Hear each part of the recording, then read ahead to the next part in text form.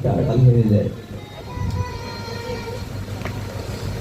কোটি আঁকি নাহি দিলা, দিলা মাত্র দুই, তাহাতে নিমেষ দিলা কি দেখিব মই।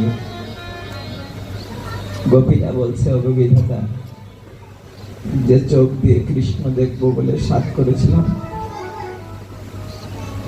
এই চোখ যদি তুমি আমাদের কোটি কোটি দিতে, তবু এই কৃষ্ণের রূপ দেখে স্বাদ মিটত না। ওর রূপ নয় যেন রূপের সাগর। কিন্তু তুমি সৃষ্টি করেছো, সৃষ্টির নিয়ম তো তুমি জানো না। মাত্র দুইটা চোখ দিয়েছো, তাতে আবার পলক দিয়েছো কেন? যখন চোখে পলক ফেলতে যাই তখন কৃষ্ণের বদনটা আরাম হয়ে যায়। এইভাবে হৃদয়ের আরতি নিবেদন করছেন গোপীরা। উদ্ধব অক্রূর সকাল হতে না হতে কৃষ্ণকে রথে তুলে নিয়ে চলছেন মথুরার দিকে। যখন কৃষ্ণ রথে উঠে বসেছেন তখন গোপীগণ রথের পাশে এসে দাঁড়িয়ে গলাচ্ছেন, দিয়ে কাঁদছেন, হে দামোদর, হে মাধব, যেও না, তোমাকে ছাড়া বাঁচব না।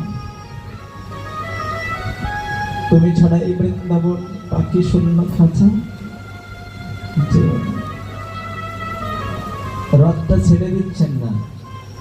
কৃষ্ণ ক্রূরকে বলছেন, রথ চালাও, আর গোপীরা রথ ধরে রেখেছেন, যেতে দেব না। যদি যেতে হয় রথের সামনে বুক পেতে দেবো, আমাদের বুকের উপর দিয়ে রথ চালিয়ে নিয়ে চলে যাও।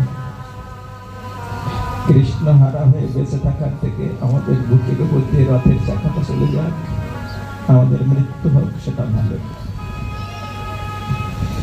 এইভাবে যখন কাঁদতে লাগলেন,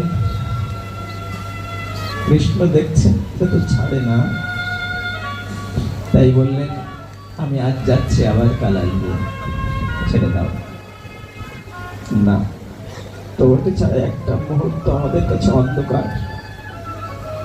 কৃষ্ণ, তোমাকে ছাড়া আমরা ভাবতে পারি না। যেদিন থেকে তোমাকে পেয়েছি সেদিন থেকে সব ভুলে শুধু তোমাকে ভেবেছি। আমাদের দেহ, মন, জীবন, প্রাণ সর্বস্ব সব তোমার, তুমি যেও না। কোনোভাবেই যখন ছাড়াতে পারছেন না, তখন কৃষ্ণ বলছেন, আচ্ছা তোমরা কি আমার সুখ চাও না?